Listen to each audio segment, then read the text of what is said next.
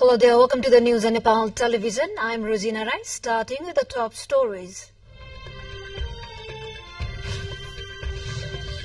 Infection rate of new subvariant of coronavirus JN1 on the rise across the country. Transmission rate reported to be higher. Ecuador declares internal armed conflict as gunmen take over the TV broadcast. Several criminal groups accused of spreading extreme violence in the country. South Korea passes bill to ban the centuries-old dog meat industry. Historic move to end the traditional yet controversial practice after years of nationwide debate. And the defending champion APF is taking on Gandaki in first match of National Men's Volleyball Tournament. Army and police vying in other fixture.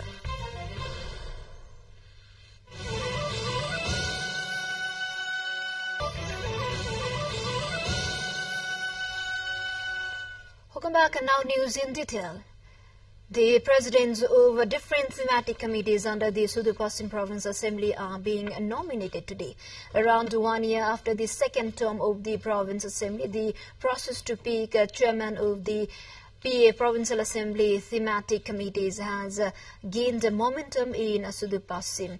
According to the election schedule made public by the Provincial Assembly Secretariat, those aspiring for the presidential post had registered their candidacies.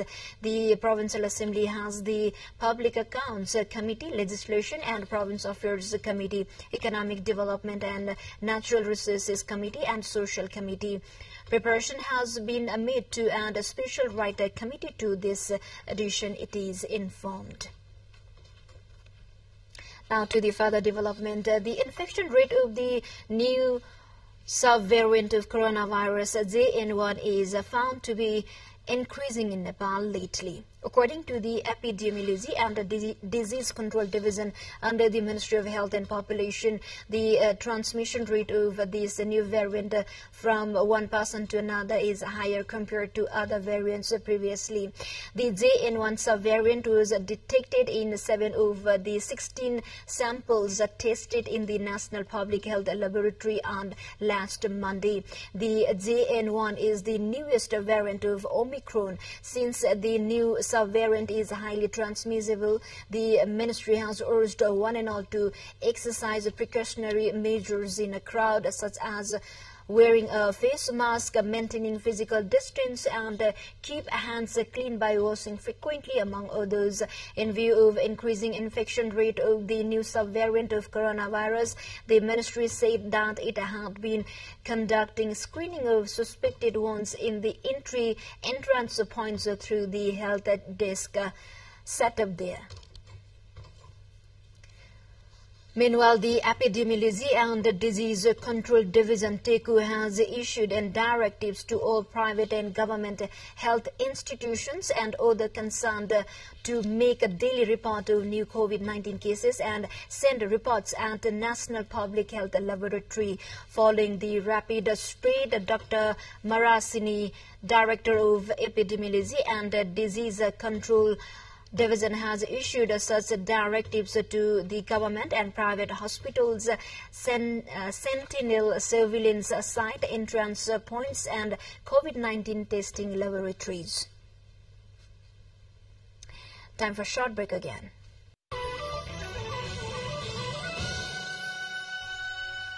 Welcome back. You are watching Nepal Television News. Now we have remaining national and international updates.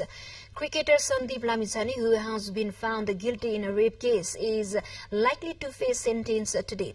The determination of imprisonment, fine and compensation for Lamichhane will be decided by Judge Sisir Thakal's bench at the District Court, Kathmandu.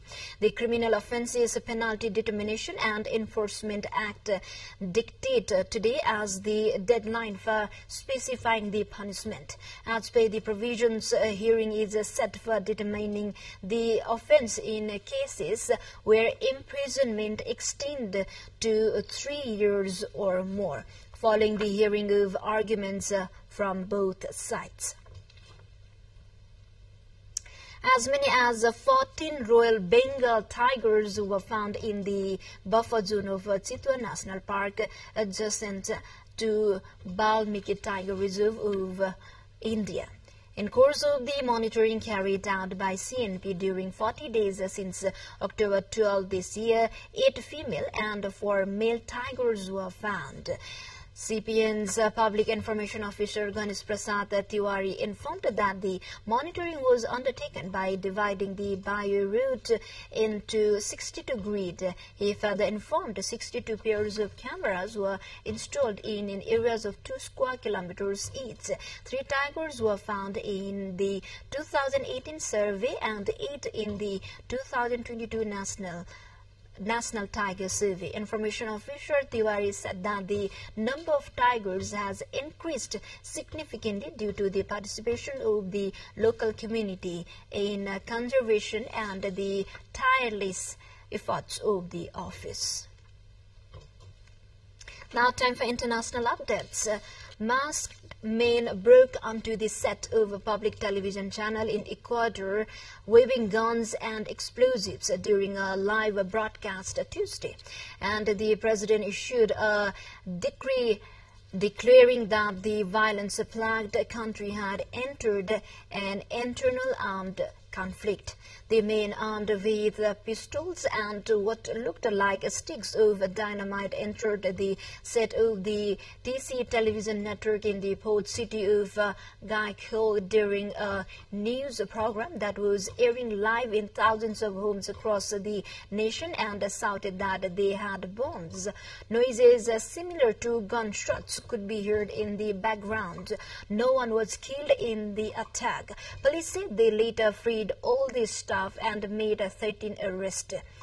Following over the weapons recovered, at least 10 people have been killed since 60-day state of emergency began in Ecuador on Monday. In neighboring Peru, the government ordered the immediate deployment of the police force to the border to prevent any instability crossing into the country. Time for a short break. Stay with us for remaining international updates.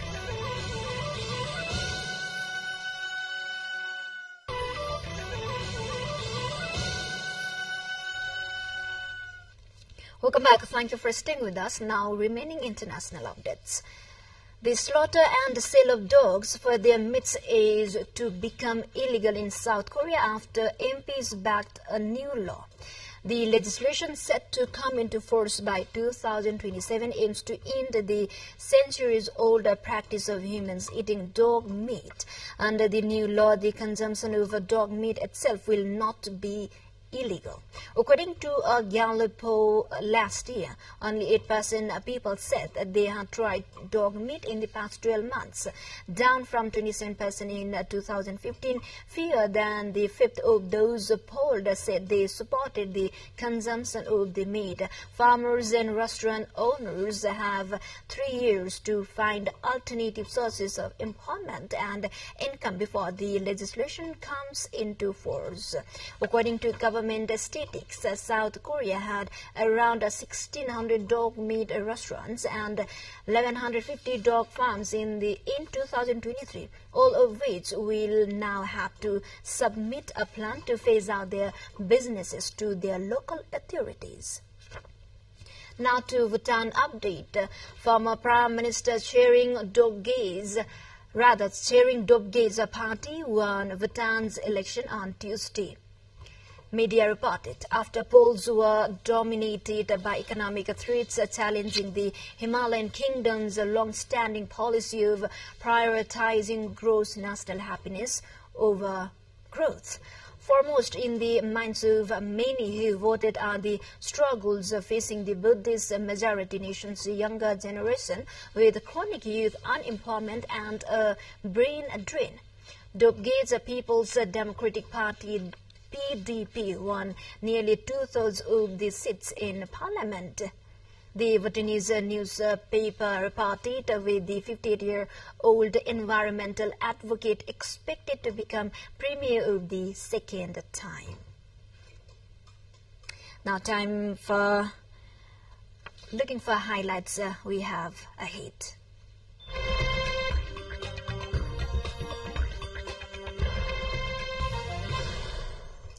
China sent a new astronomical satellite into space on Tuesday to observe mysterious transient phenomenon in the universe comparable to the flickering of fireworks, with the aims to unveil the violent and little-known aspects of the cosmos. The satellite, named Einstein Probe (AP), uses a new X-ray detection technology inspired by the lobster eye. It was launched at 15:03 Beijing time by a Long March 2C carrier rocket from the Xichang Satellite Launch Center in southwest China's Sichuan province. We are now moving on to sports.